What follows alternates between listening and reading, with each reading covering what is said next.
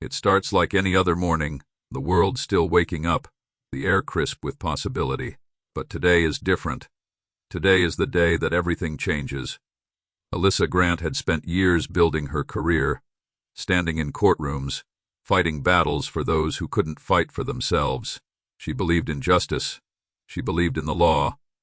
But on this particular evening, as she drove home from another long day at work, she was about to become a victim of the very system she had sworn to uphold.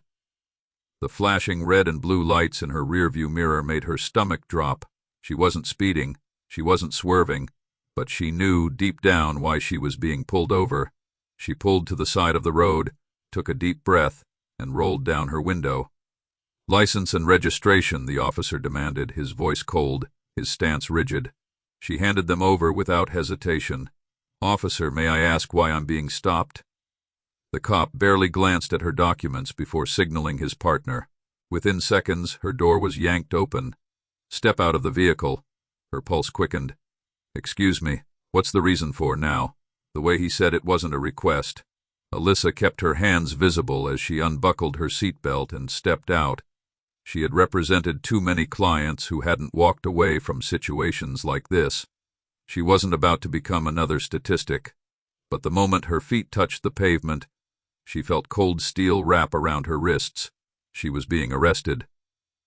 "For what?" she asked, her voice steady despite the adrenaline surging through her veins.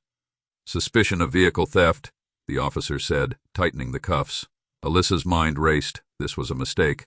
A massive one. "This is my car. I have the registration." "You just saw it," the officer smirked. "Tell it to the judge." People passing by slowed down to watch. Some whispered.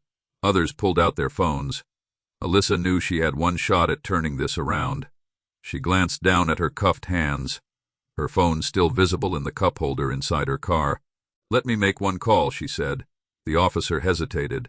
"Why? Who do you think is going to save you?" Alyssa met his gaze, her expression unreadable. "My brother. He's the U.S. attorney." For the first time since the stop began, the officer's confident stance wavered. "You're lying," he scoffed, but there was an edge of uncertainty in his voice. Alyssa just smiled. "Dial the number on my phone. I promise you, the moment he picks up, your whole world is about to change." Silence. Then the partner, the younger of the two officers, shifted uncomfortably. "Sarge, maybe we should." "Quiet," the senior officer snapped, but the doubt was setting in. The younger cop moved first. He reached into the car, grabbed Alyssa's phone, and held it up. "What's his name?" "Ryan Grant."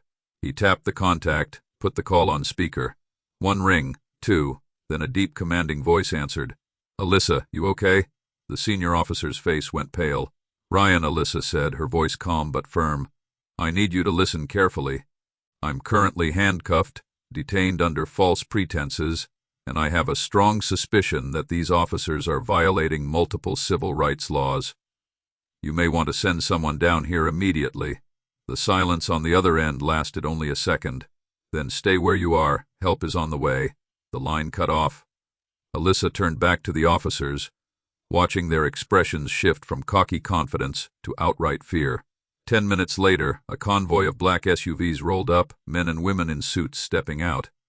The officers who had detained her barely had time to react before they were pulled aside, questioned, and placed under investigation. And just like that, the ones who thought they held power lost it all.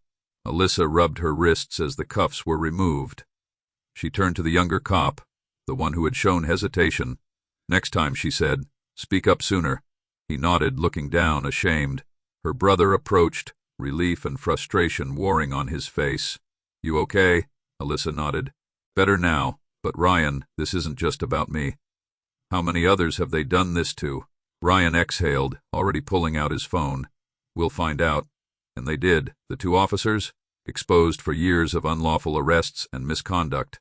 Their careers, over. The precinct, forced to undergo serious reforms. And Alyssa? She turned this experience into something bigger, a movement. She started an organization to help others who had been wrongfully targeted. She took a stand not just for herself, but for everyone who had ever been silenced. Because sometimes, all it takes to bring down corruption is one phone call to the right person. Just when Alyssa thought the nightmare was over, Her phone buzzed in her hand. It was an unknown number. She hesitated for a moment before answering. "Hello?" A deep, unfamiliar voice came through the line. "You think this is over?" Her stomach tightened. "Who is this?" The caller chuckled, a slow, deliberate sound that sent a chill down her spine. "You made a lot of noise today, Miss Grant. But noise like that? It attracts attention, the kind you might not want." The call ended abruptly. Alyssa lowered the phone, her heart pounding. Her brother noticed immediately. "What's wrong?"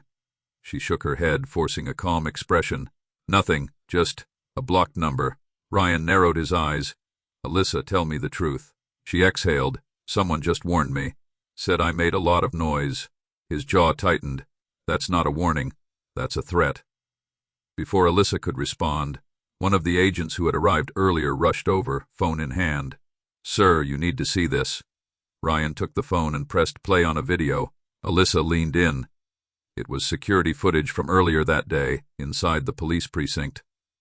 The two officers who had arrested her were sitting in an interrogation room. But they weren't the ones being questioned. A man in a dark suit stood before them, his face obscured from the camera's angle. His voice, however, was eerily familiar. The same voice from the phone call. "You were supposed to handle this quietly," the man snapped. "Now she's got the whole damn Justice Department on our backs." The officers looked terrified. "We didn't know who she was. I don't care." The man leaned forward. "Do you know what happens to people who draw too much attention?" The screen went black. Alyssa's blood ran cold. Ryan looked at her. "This isn't just about two bad cops. Someone bigger is pulling the strings." Alyssa swallowed hard.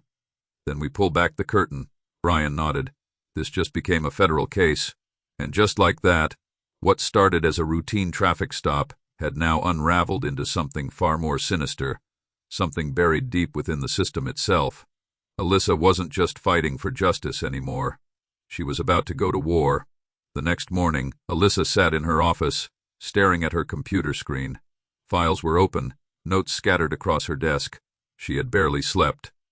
The deeper she dug into the officers who arrested her, the more connections she uncovered. But none of it explained who the man in the video was, or why he cared so much about her arrest. Then her phone rang, a blocked number. She hesitated, then answered. "You don't know what you're getting yourself into, Miss Grant." The same voice, low, calculated.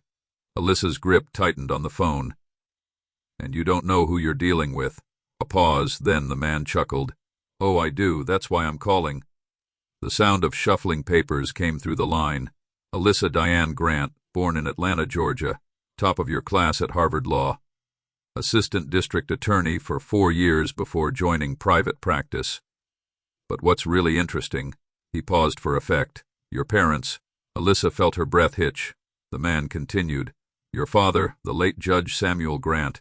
Your mother, Elizabeth Grant, former investigative journalist. Both highly respected. Both known for digging too deep into things they shouldn't." Another chuckle. "Runs in the family, doesn't it?" Alyssa's stomach turned to ice. "I'll be clear," the man said. "You walk away now and this all disappears. Your case, the officers, the threats.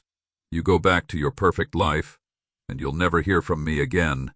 Alyssa's heartbeat pounded in her ears. She knew the game. This wasn't just a warning, it was a test. They wanted to see if she would back down. She took a slow breath. Then she leaned forward. "I'm not my parents," she said, her voice steady. "I don't run, I fight." A long silence. Then a sigh. "Shame." The line went dead. Alyssa's hands trembled as she set the phone down. She wasn't sure if it was from fear or adrenaline. Then something caught her eye. Her laptop screen flickered. The open case files disappeared, replaced by a single message. "You were warned." Alyssa's blood ran cold. Her files were gone, wiped clean. She grabbed her phone and dialed Ryan. "We have a problem." His voice was sharp. "What happened?" "They just erased everything. The case files, the evidence, it's gone." Ryan didn't hesitate. "Pack a bag, you're coming to D.C. now." Alyssa took one last look at her screen, at the ominous message staring back at her. She was no longer just a victim of injustice. She had just become a target. Alyssa didn't hesitate.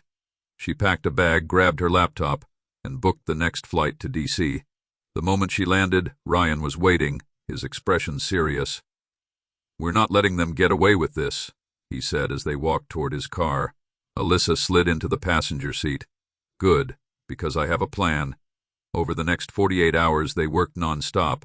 Ryan used his federal connections to recover the erased files, tracing the digital fingerprints left behind. Meanwhile, Alyssa dug even deeper, uncovering the truth about the officers who arrested her, and the powerful figures pulling their strings. What they found was bigger than she had ever imagined. The corruption wasn't just local. It stretched far beyond that one precinct. High-ranking officials, secret payouts, fabricated charges, it was all there, hidden beneath layers of bureaucracy. Then the break came. Alyssa and Ryan discovered an encrypted file buried within the police department system. With some help from a trusted hacker friend, they cracked it open, and what they saw was undeniable proof. The same officers who wrongfully detained Alyssa had been part of a systematic operation, targeting specific individuals for fabricated arrests. The list of victims was long. Some had their records permanently ruined. Others were still behind bars. Alyssa looked at Ryan. "We take this public," Ryan nodded, "and we don't give them time to cover it up." That night, Alyssa held a press conference. With news cameras rolling, she laid it all out. The illegal arrests, the corruption, the threats. She played the recordings, showed the documents, exposed every last detail. And then she turned to the camera. "I was lucky," she said. "I had resources, I had connections. But there are so many people who don't. People who've lost their freedom, their reputations, and their lives to a broken system." She looked directly at the lens. "That changes now." The fallout was immediate. The officers were arrested. The precinct was placed under federal investigation. The officials involved were forced to resign, some even facing charges of their own. But the biggest change: new policies were put in place to prevent wrongful arrests like Alyssa's from happening again. A month later, as she walked through the city, she was stopped by a young woman. "You don't know me," the woman said, eyes filled with emotion. "But my brother was on that list. He was framed, just like you, because of what you did. They reopened his case. He's coming home." Alyssa smiled, feeling a warmth she hadn't felt in weeks. She had started this fight for herself. But in the end, she had fought for everyone. Justice had won. And for the first time in a long time, Alyssa Grant knew that she had made a difference. But this is just one story. And there are so many more to tell. If you want to hear the darkest, most unbelievable stories the world has to offer, subscribe to Dark Side of Luna, because we've got 1,000 stories coming your way. And trust me, you don't want to miss what's next.